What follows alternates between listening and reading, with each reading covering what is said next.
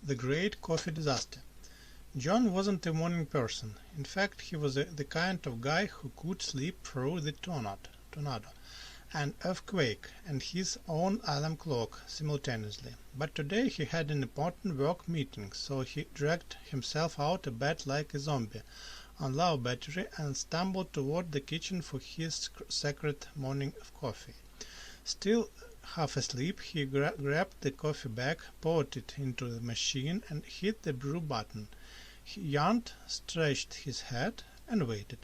5 minutes passed, then 10, but something was wrong. The coffee wasn't coming out. John squinted at the machine and saw a crucial error.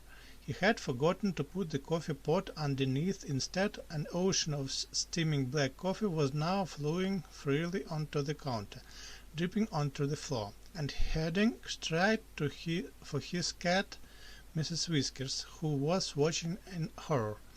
Panicking, John grabbed the closest thing he could find, a cereal bowl, and tried to catch the coffee waterfall.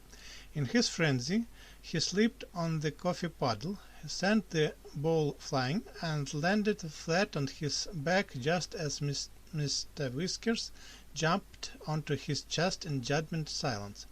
The good news? He was now fully awake. The bad news? He had a work meeting in 5 minutes, smelled like a coffee shop explosion, and his cat was sitting on his dignity. Morning were the worst.